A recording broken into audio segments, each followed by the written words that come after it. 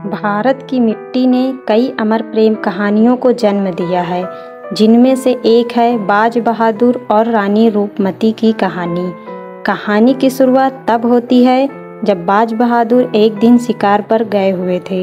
जंगल में घूमते हुए उन्होंने रूपमती की मधुर आवाज़ सुनी। वह आवाज़ इतनी दिलकश थी कि बाज बहादुर उसे सुनते ही मोहित हो गए। उन्होंने रूपमती को देखा और पहली ही नज़र में उनके प्रेम में पड़ गए। बाज बहादुर ने रूपमती से मुलाकात की और उनसे अपने प्रेम का इजहार किया। रूपमती भी बाज बहादुर के व्यक्तित्व और उनके सच्चे प्रेम से प्रभावित हुई। रूपमती ने बाज बहादुर से विवाह करने की शर्त रखी कि वह तभी महल में रहेंगी जब नर्मदा नदी का जल उनके महल में लाया जाएगा।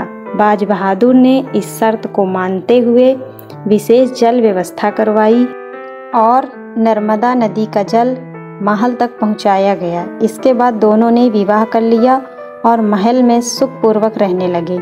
मालवा का महल संगीत और नृत्य और कला का केंद्र बन गया। बाज बहादुर और रूपमती ने मिलकर एक नया सांस्कृतिक युग स्थापित किया, जहां प्रेम और कला का अद्वितीय संगम था। उनकी प्रेम कहानी पूरे राज्य में प्रसिद्ध हो गई और लोग उनके प्रेम की मिसालें देने लगे। लेकिन उनकी प्रेम कहानी में दुखद मोड़ तब आया जब मुगल सम्राट अकबर ने मालवा पर आक्रमण किया। अकबर की सेना ने मालवा के किले को घेर लिया और बाज बहादुर को पराजित कर दिया। बाज बहादुर को राज्य छोड़ना पड़ा और वह पहाड़ों में शरण लेने को मजबूर हो गए। रूपमती, जो बाज बहादुर से अत्यंत प्रेम करती थी, उसने मुगलों की कैद में जाने से इनकार कर दिया।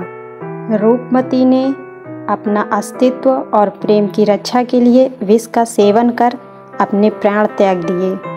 कहा जाता है कि रूपमती ने मरते समय भी अपने प्रियतम बाज बहादुर के नाम का स्मरण किया और अपने अंतिम सांस में भी उनके प्रेम को अमर कर दिया।